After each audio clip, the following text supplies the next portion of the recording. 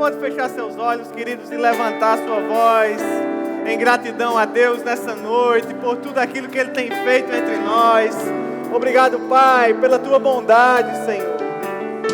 A Tua bondade, ela excede o nosso entendimento. Obrigado porque Você é tão bom para nós, Senhor. Tão bom, Pai, tão bom, Pai. Você é bom, Pai, para nós. Você nunca nos deixa só, Senhor. Você não nos abandona, não nos desampara, mas a Tua presença, Pai, ela habita em nós todos os dias. Nós nunca estamos sós. Nós acordamos, Pai, e lá está Você. Nós dormimos, Pai, e Você dorme conosco, Pai. Nós saímos para trabalhar, nós saímos para estudar, nós saímos para fazer o nosso dia a dia, a nossa vida, e Você está ao nosso lado, Pai. Obrigado, Pai, pela Tua presença conosco, Senhor. Que privilégio, Pai, é poder Te servir. Obrigado por ter acreditado, Pai, em cada um de nós.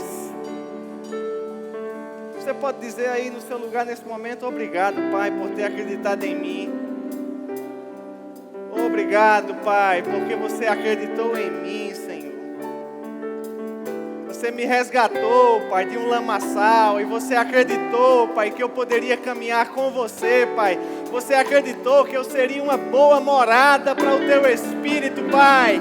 Obrigado por estar dentro de nós, Senhor. Em nós, conosco, por nós. E se Você é contra nós, Pai, Você é por nós, Pai. Se Você é por nós, Senhor, quem será contra nós? Quem será contra nós? Pai, não tem inimigo, não tem o mundo, não tem obstáculo, não tem barreira, não tem falta, não tem escassez, não tem dificuldade, não tem nada, Pai. Se Você é por nós, Senhor, quem será contra nós? Você pode dizer de novo: obrigado, Pai, por acreditar em mim. Aleluia, que coisa maravilhosa, queridos, é podermos estar aqui hoje à noite reunidos em família, cultuando ao nosso Pai. Amém? Antes de você sentar, queria que você desse um abraço na pessoa que está do teu lado. Obrigado, pessoal do louvor. Mas não dá numa pessoa só, não. Dá em duas, dá em três. Pode ser uma de cada vez. Se você está sozinho numa fileira, dá um abraço na pessoa que está atrás de você. Que coisa boa, queridos. Que coisa maravilhosa que Deus, Ele fez quando acreditou em nós. Aleluia, aleluia. E aí vai tomando o teu assento, devagarinho. Vai organizando aí os teus pertences. Vai se concentrando para nós iniciarmos a jornada que Deus propôs para nós nessa noite. Amém? Que você fica feliz, querido, de estar engajado com a construção de algo tão precioso. Sabe, Jesus, Ele falou com Pedro há muito tempo atrás, enquanto estava aqui na terra, lá no capítulo 16, no verso 18 de Mateus, e Ele disse: olha, Pedro, eu te digo que sobre esta pedra eu vou edificar a minha igreja, eu vou construir a minha igreja, e as portas do inferno não prevalecerão contra ela. Sabe, querido, você está engajado numa construção que já vai se prolongando por mais de 2000 anos. Você está envolvido diretamente na construção da igreja do Senhor. E eu não estou falando necessariamente somente desse prédio aqui, não. Embora quando você faça isso, quando você se envolva numa campanha dessa de construção, como o Guto falou aqui, tudo isso que foi construído com dinheiro do meu e do seu bolso, queridos. Como Deus tem nos abençoado. Mas ser igreja é mais do que isso. Ser igreja é ser família. Ser igreja é amadurecer, é avançar, é se desenvolver como pessoa, como cristão, é se tornar alguém melhor aqui nesse mundo. E Deus, Ele te encontrou capaz de desenvolver na tua vida essa grande obra. Parece que você não se anima muito, não. Mas você está construindo, queridos, a igreja do Senhor. Diga: eu estou construindo. Diga mais forte, eu sei que você pode. Diga: eu estou construindo a igreja do Senhor. Sabe, queridos, nós estamos edificando a igreja do Senhor, como Jesus nos disse. Nós estamos edificando a igreja do Senhor. E nessa noite eu queria convidar você para você fazer comigo uma viagem. Quem gosta de viajar aqui? Agora, essa viagem de hoje, ela vai ser uma viagem um pouco diferente. Ela vai ser uma viagem no tempo. Quem foi que já viajou no tempo aqui? Alguns?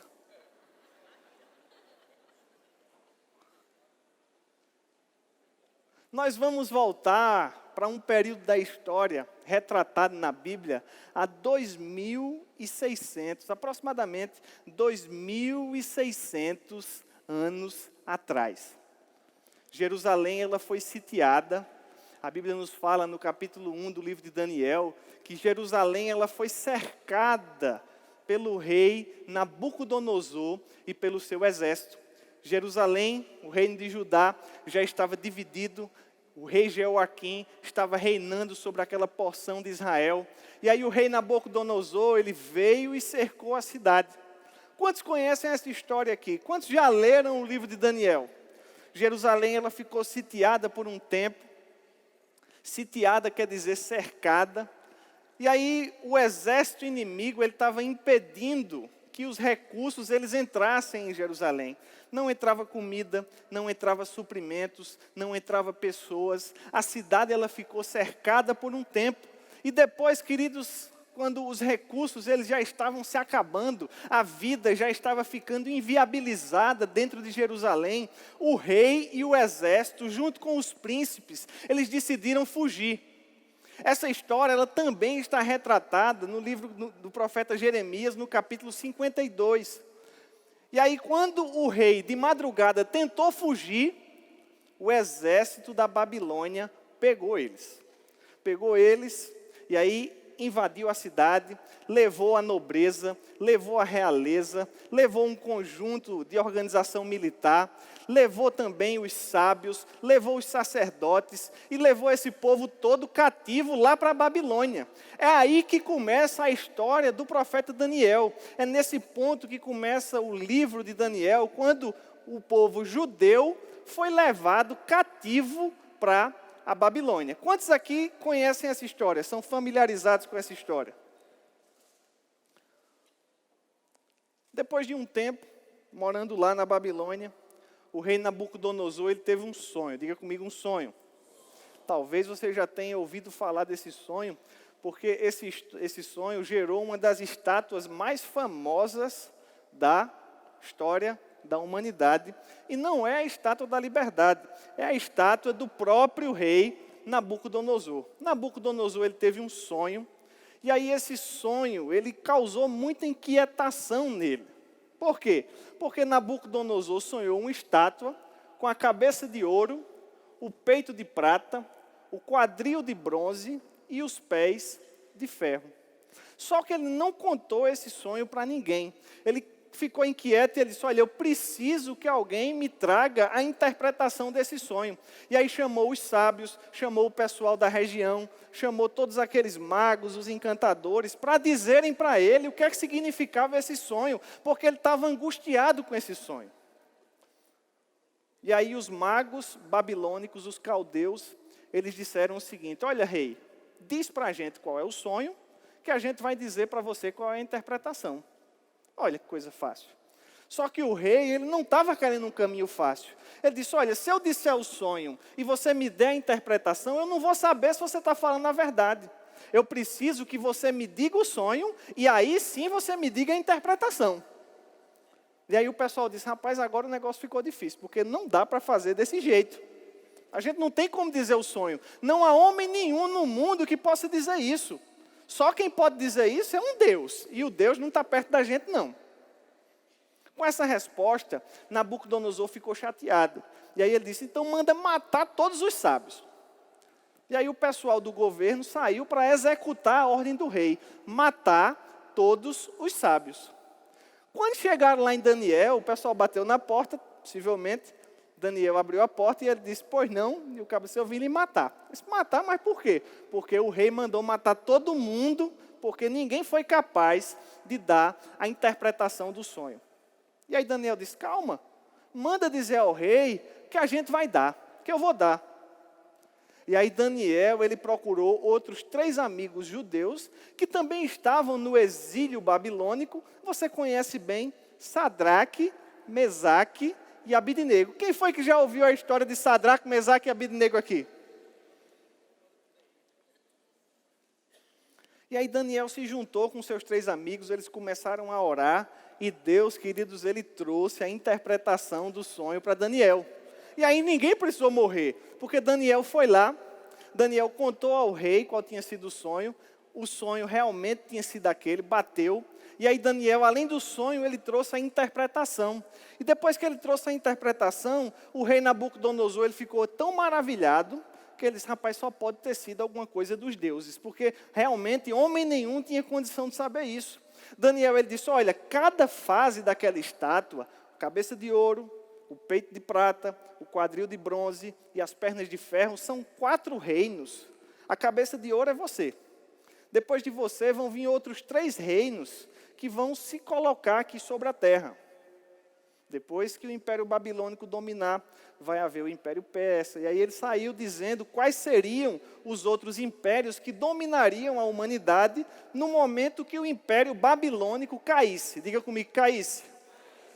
Agora, você concorda comigo que para um rei, não é nada bom ouvir que a interpretação do sonho que ele teve, sabendo que é uma coisa divina, envolve a queda dele mesmo? E aí o que foi que Nabucodonosor fez no capítulo seguinte de Daniel? Nabucodonosor levantou uma estátua tal qual ele havia visto no sonho. Só que dessa vez a estátua, ela não era como ele viu no sonho. A estátua, ela era feita toda de ouro. Era mais ou menos como se Nabucodonosor quisesse pegar aquela cabeça de ouro que era ele no sonho e prolongar o reinado dele durante todo o tempo. Ele fez uma estátua todinha de ouro. E tem mais. Ele disse, olha, todo mundo vai ter que adorar essa estátua. Eu estou fazendo uma lei agora mesmo. Eu estou fazendo um decreto real. E todo mundo aqui na Babilônia vai ter que se curvar e adorar essa estátua.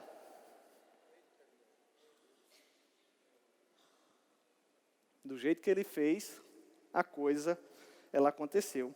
Nabucodonosor reconheceu que aquele sonho era de Deus, mas ele quis dar um jeitinho na interpretação. Ele estabeleceu um decreto real para que todos, diga comigo, todos, adorassem a imagem. Acontece que Sadraque, Mesaque e Abidnego se negaram a cumprir aquela lei que o rei havia trazido. Eles disseram, olha, a gente não pode adorar uma estátua. O Deus a quem nós servimos, só a Ele nós adoramos. E aí tocou uma musiquinha lá, que era na hora de todo mundo se dobrar, e esses 3 homens não se curvaram à estátua. Depois que essa musiquinha tocou, que o pessoal viu que eles não se curvaram, uns fofoqueiros foram lá e disseram, rei, não era para todo mundo se curvar? Era. Não era isso que a lei dizia? Era. Pois tem 3 judeus aqui que disseram que não ia se curvar não. Sadraque, Mesaque e Abidnego. O rei disse, rapaz, puxa esses cabas para cá. E aí chegou lá, na presença do rei, Sadraque, Mesaque e Abidnego. E o rei disse, vocês não estão sabendo que tem uma lei que é para todo mundo se curvar não? Estou sabendo. E vocês não vão se curvar não? Não vamos não. Porque nós servimos somente ao nosso Deus. E nós só nos curvamos perante eles. Quem sabe o que aconteceu com eles 3? Escaparam de virar churrasquinho, né? Porque a penalidade que a lei trazia era que eles fossem lançados na fornalha de fogo ardente. E eu quero que você abra comigo lá em Daniel capítulo 3.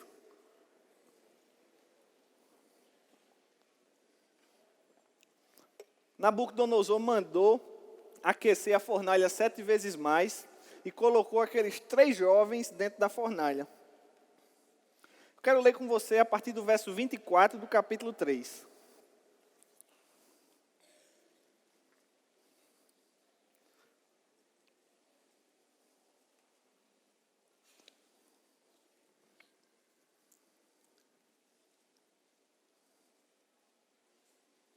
Depois que lançou Sadraque, Mesaque e Abidnego na fornalha, Nabucodonosor começou a ver que não tinha mais só 3 pessoas. E o verso 24 diz assim: então o rei Nabucodonosor se espantou e se levantou depressa e disse aos seus conselheiros: não lançamos nós 3 homens atados dentro do fogo? Responderam ao rei: é verdade. Tornou ele e disse: eu, porém, vejo 4 homens soltos, passeando e andando dentro do fogo sem nenhum dano. E o aspecto do quarto é semelhante a um filho dos deuses.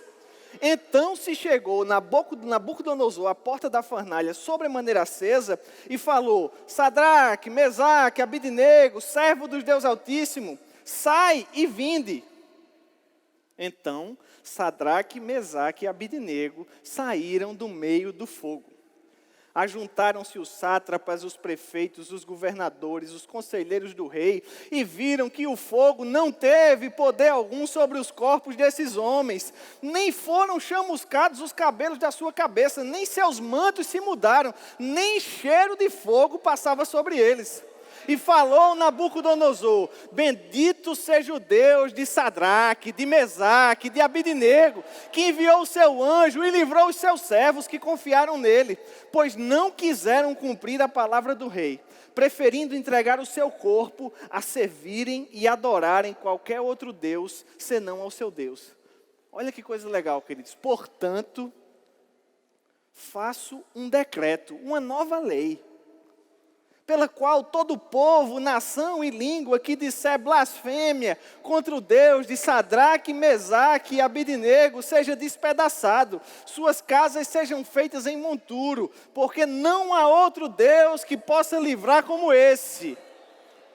Diga comigo: obrigado, Pai. Queridos, nosso Deus é quem sabe livrar.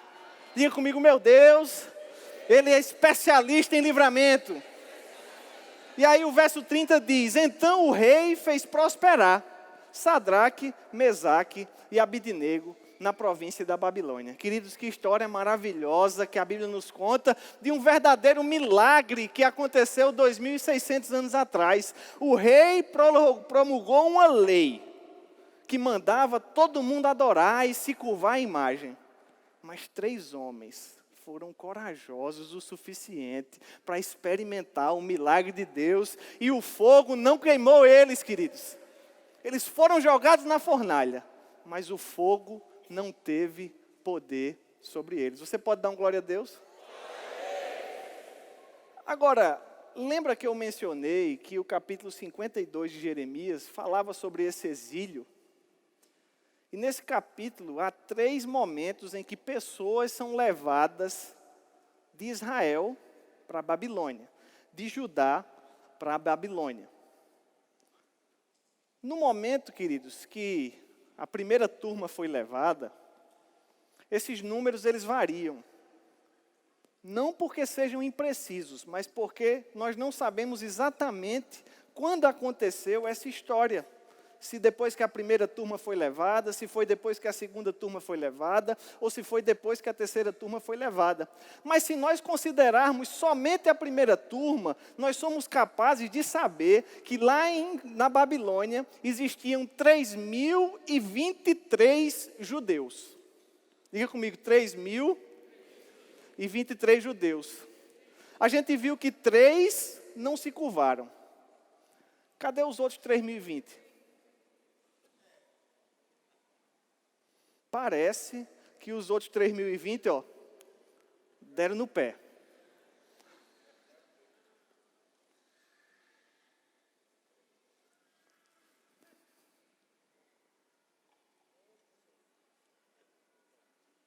Sabe, queridos, Deus operou um milagre maravilhoso. 3 pessoas foram salvas pelo milagre, mas 3.020 pereceram na lei. O milagre alcançou 3 pessoas, mas a lei alcançou 3.020.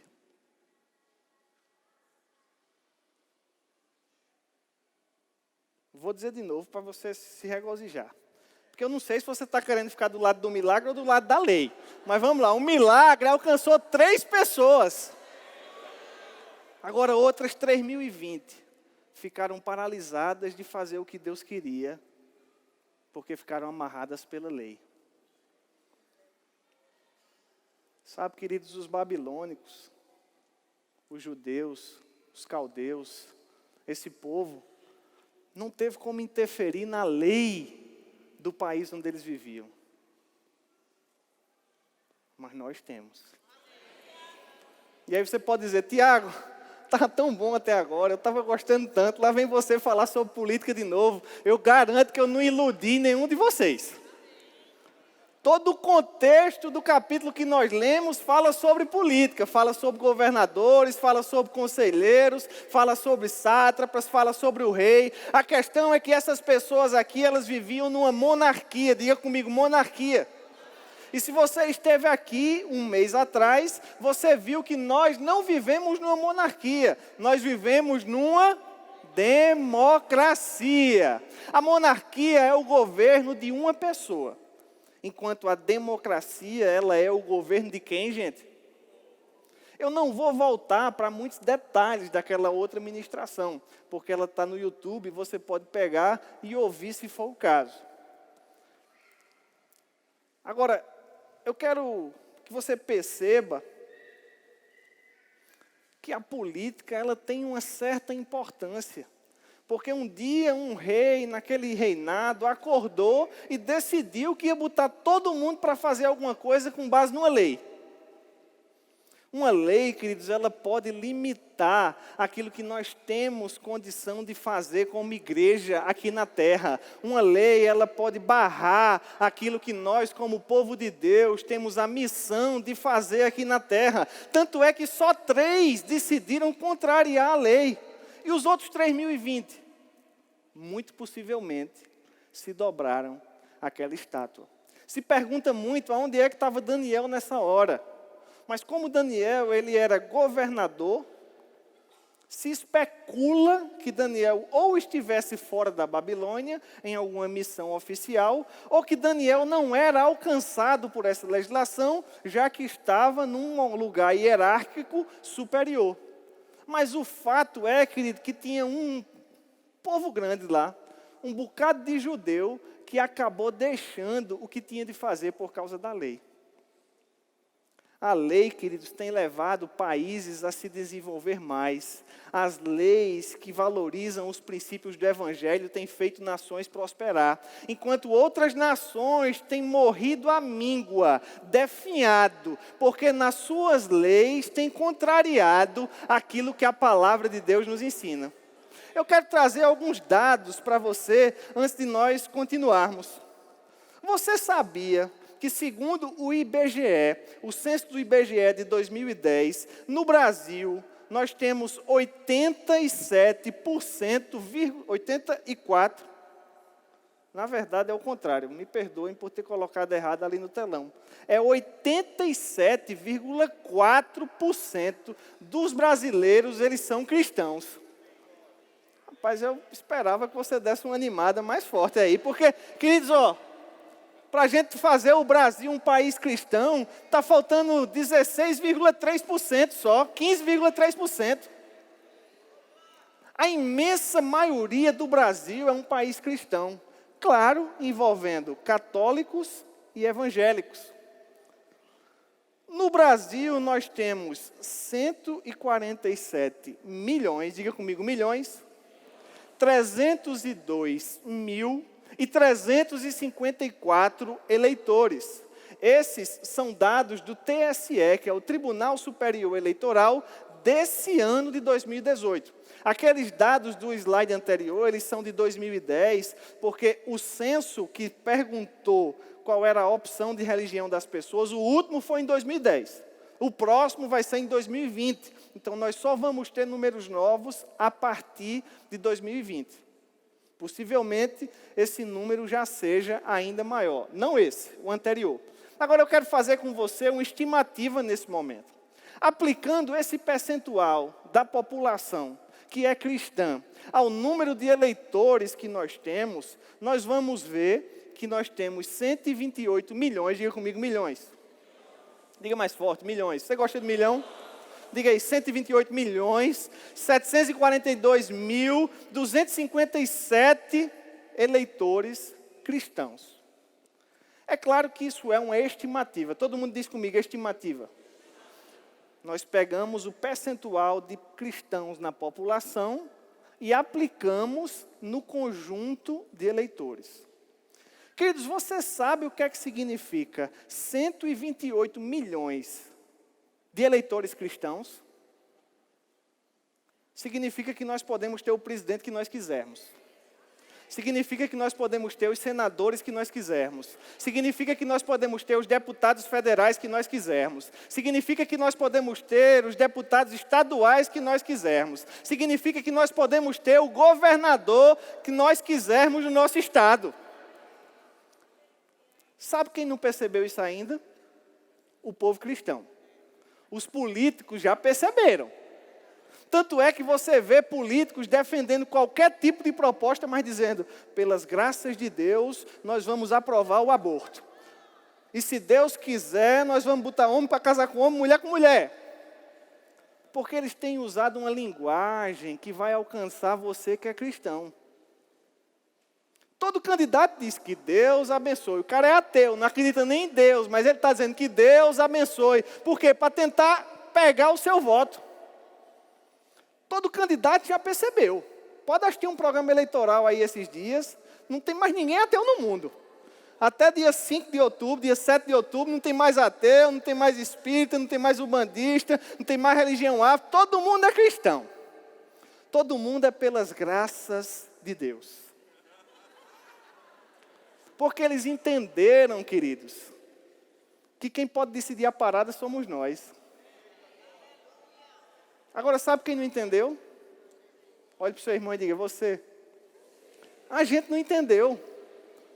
E a gente está se dividindo, e a gente não está conseguindo avançar em nada, e a gente está morrendo à míngua, como uma nação cristã, mas que tem visto legislações que não são favoráveis ao cristianismo. A gente está vendo todo dia aí. Os nossos deputados, os nossos senadores, aprovando medidas, aprovando legislações que não vão nos levar a lugar nenhum. Agora, para fazer uma reflexão sobre a importância de nos posicionarmos como cristãos nas eleições e fazermos escolhas que sejam mais adequadas, eu quero trazer uma ponderação para você. Se você vai contratar alguém para alguma função, é importante verificar quais são as tarefas que aquela pessoa vai desenvolver. Como é que você vai contratar? Eu estava vendo esses dias, eu não sei se você sabe, mas para ser comissário de bordo de avião, tem que ter uma altura mínima. Porque o cara vai pegar no malheiro do avião lá. Então, Tadeu e Tarcísio aqui já está de fora, né?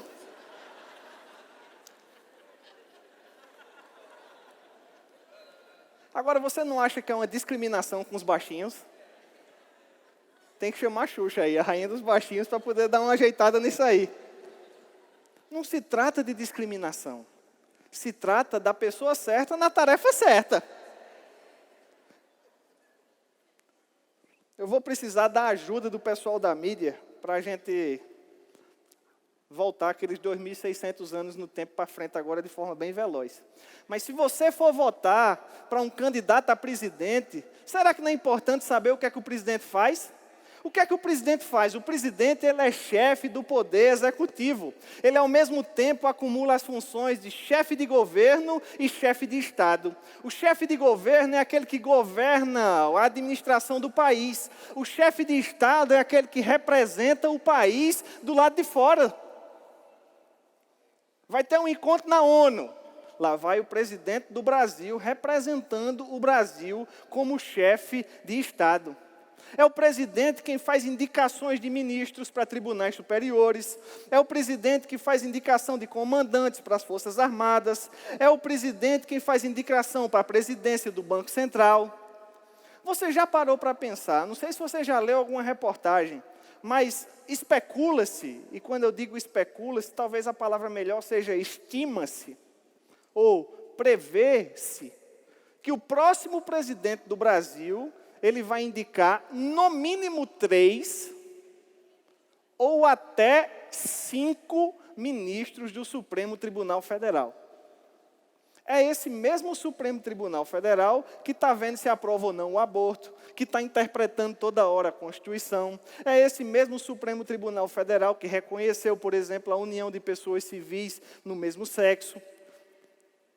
Esse corpo de 11 ministros tem interpretado a Constituição para dizer o que é que a gente faz e o que é que a gente não faz no Brasil. E esses 11 vão passar por uma reforma e vai chegar 5 novos por aí. Agora, você já pensou se o próximo presidente escolhe ministros que não sejam conservadores com os valores da família, que não sejam conservadores com os valores da palavra? Você já pensou se o próximo presidente indica ministros que vão subverter ainda mais os poucos valores que nos restam hoje como sociedade? É o presidente quem faz a edição de medidas provisórias. Medidas provisórias são uma espécie de lei que é feita por iniciativa do presidente, sem precisar consultar muito outras pessoas, e ela acaba tendo força no nosso dia a dia. Quer que eu lembre para você uma medida provisória? A CPMF. Não sei se você lembra, mas a CPMF era um pequeno percentual que incidia sobre toda a movimentação bancária que você fazia. Ela foi iniciada em sede de medida provisória, ou seja, não foi um tributo criado no Congresso Federal. Foi o presidente da República quem, por meio de medida provisória, apontou esse caminho. É o presidente que cria políticas públicas, programas governamentais. É o presidente que sugere leis, ele dá iniciativa a projetos de leis. É o presidente que sanciona ou veta uma lei. É o presidente que define estratégias para o desenvolvimento econômico e social. É o presidente quem dá as diretrizes para o financiamento da saúde, da educação. O presidente, queridos, da República, ele é o nosso líder, ele é o planejador, ele é um legislador, ele é o nosso representante. Quem é que nós vamos escolher para essa função? Nós não vamos só votar para presidente no dia 7. Nós vamos votar também para senador. Diga comigo, senador. O senador, ele é o representante do Estado da Federação. Ou seja, todos os estados do Brasil têm 3 senadores. A cada 4 anos, nós votamos para senador. Numa votação, nós indicamos 2, na outra votação, nós indicamos 1, porque o mandato do senador é de 8 anos. Nesse ano de 2016, nós vamos escolher 2 senadores. São os senadores que compõem as comissões do Congresso, que vão discutir os projetos de lei. São os senadores que vão propor quais são as leis que eu e você vamos seguir, quais são as emendas que a nossa Constituição vai ter. É o Senado que atua como um filtro, fazendo a revisão dos projetos que foram votados na Câmara. É o Senado que processa e julga o presidente da República no caso de um crime de responsabilidade. É o Senado que aprova os ministros indicados pelo presidente da República para os tribunais superiores. É o Senado que faz a aprovação das contas públicas, que autoriza certas operações de crédito. Nós vamos escolher no dia 7 de outubro 2 senadores. Nós vamos escolher também deputados federais. Os deputados federais, eles não são representantes do Estado. Eles são representantes do povo daquele Estado. Tanto é que todo o Estado do Brasil tem 3 senadores, mas o número de deputados varia de acordo com o tamanho daquele Estado. A Paraíba, por exemplo, nós temos 12 deputados federais lá em Brasília. Sabe quantos deputados federais São Paulo tem? 70. Por quê? Porque São Paulo tem mais gente do que a Paraíba. São os deputados que representam o povo, propondo, discutindo, aprovando as leis. São os deputados federais que fiscalizam o poder executivo. São eles que dão início às CPIs. O que é a CPI, gente? É a Comissão Parlamentar de Inquérito que vai investigar alguma irregularidade. São os deputados federais que aprovam o orçamento da União, que autorizam o processo de impeachment. Essas são as responsabilidades de um deputado federal. Quem é que você está pensando em escolher para essa função? Quais são os valores dessas pessoas? São pessoas que vão criar leis para você se ajoelhar para uma estátua? Ou são pessoas que vão criar leis para que a palavra de Deus corra velozmente? A escolha está nas nossas mãos. Talvez você diga, Tiago, mas eu prefiro que uma lei mande eu me ajoelhar e eu fique em pé e eu vá para a fornalha. Querido, se você quer isso, levante sua mão, eu quero interceder para você. Eu prefiro não ter que ir para a fornalha. Eu prefiro que uma lei me diga que eu posso louvar e adorar a Deus na hora que eu quiser. Eu prefiro que uma lei me diga que eu posso pregar a palavra no meio da rua para qualquer pessoa. Eu prefiro que uma lei me diga que eu tenho liberdade.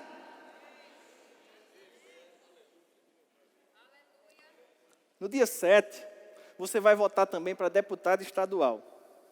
Um deputado estadual, ele propõe, discute e aprova leis estaduais. Ele fiscaliza o governador. Essas leis estaduais, elas criam tributos, impostos de natureza estadual. São os deputados estaduais que regulamentam o funcionamento da Polícia Civil, da Polícia Militar, do Ministério Público Estadual, do Tribunal de Justiça. São os deputados estaduais que elaboram o orçamento do Estado.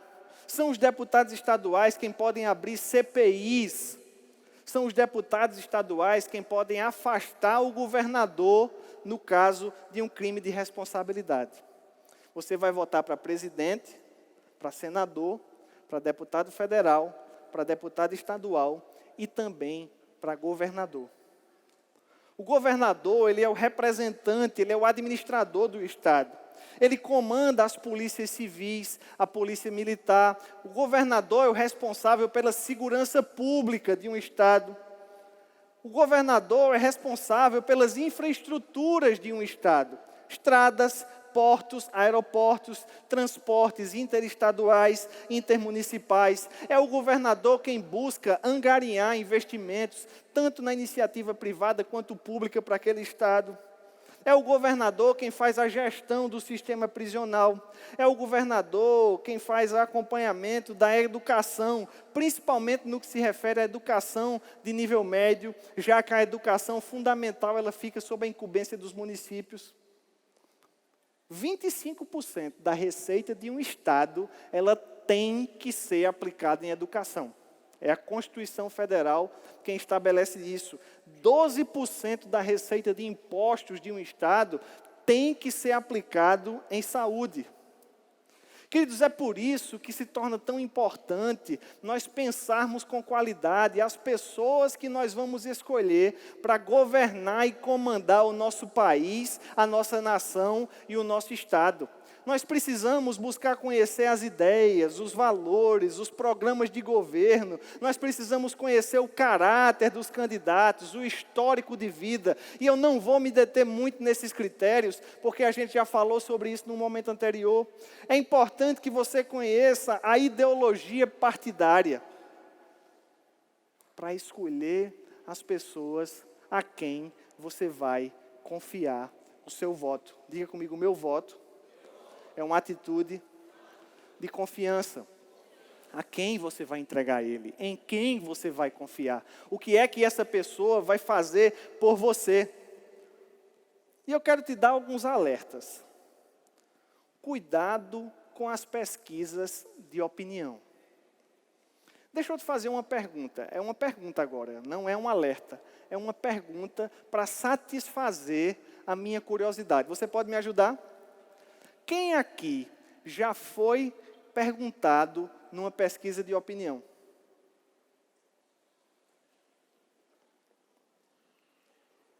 Poucas pessoas, mas nós temos aqui uma quantidade até surpreendente. Achei que teríamos menos, mas nós temos.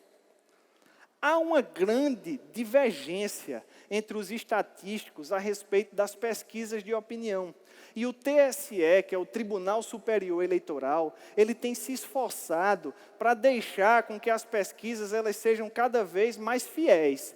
Porque já se entendeu também que a pesquisa ela direciona, de certa forma, um eleitorado. Porque há uma mentalidade nas pessoas. Eu não vou votar em fulano porque eu não vou perder meu voto. Você acabou de perder. Votar em alguém só porque a maioria está votando, não necessariamente significa que essa pessoa te representa, que os valores dela são harmônicos com os seus. Se você vota assim só para não perder o voto, sinto te dizer, esse aí já foi perdido.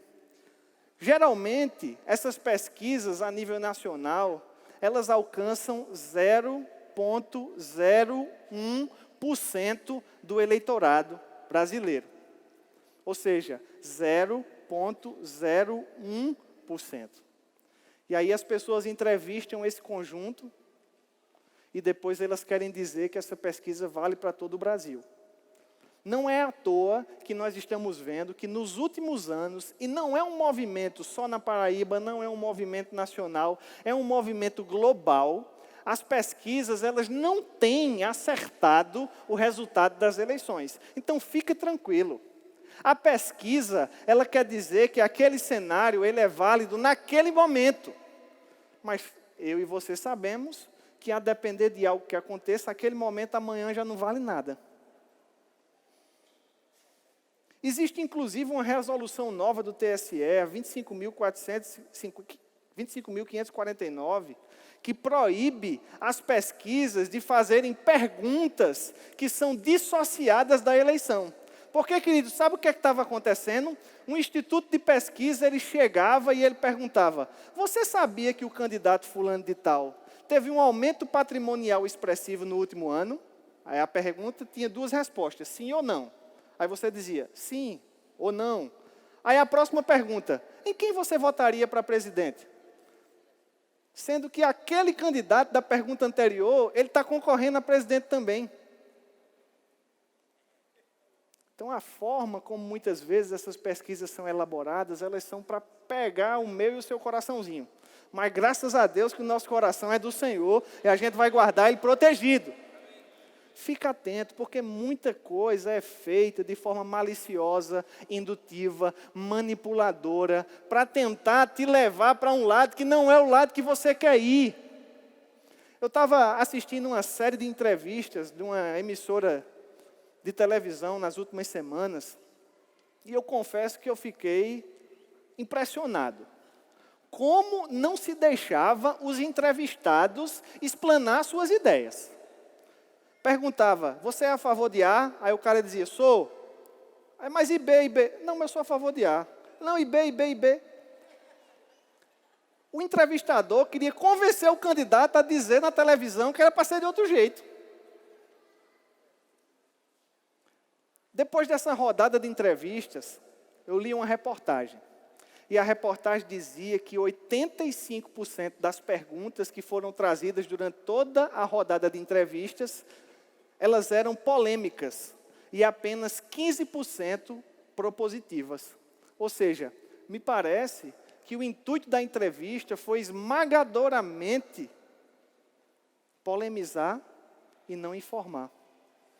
Por isso, queridos, que é importante que eu e você pesquisemos, que nós assistamos às entrevistas, os debates, as reportagens, mas cultivando aquele senso crítico de buscar aonde as informações estão. Porque num debate ou numa entrevista, um candidato também ele joga uma quantidade tão grande de dados que eu e você nem sabemos como avaliar aquilo. Se aquilo é verdade, a gente não tem aqueles papéis, a gente não tem aquelas informações. Tiago, é fácil votar? É não. Está ficando cada vez mais difícil. Tanto pelas opções que nos são apresentadas, quanto pela forma que o processo está sendo desenvolvido. Não é fácil, mas eu e você podemos fazer uma boa escolha. Sabe, queridos, nós temos convivido nas últimas semanas com fatos, incidentes, ocorrências, que têm demonstrado cada vez para nós que o nosso país não está no rumo certo. Está ficando cada vez mais clara que, como sociedade, parece que a coisa chegou num limite. Se nós continuarmos fazendo escolhas impensadas, se nós continuarmos fazendo escolhas ignorando os valores da palavra, nós vamos continuar tendo esses resultados. Se nós colocarmos a palavra de Deus em primeiro lugar, se nós pedirmos a ajuda de Deus, Deus, Ele é capaz de nos ajudar. Se nós continuarmos fazendo as escolhas que sempre fizemos, nós vamos continuar tendo mais do que sempre tivemos. Está na minha mão, está na sua mão, escolher o futuro do nosso Brasil. Que Deus abençoe o nosso Brasil.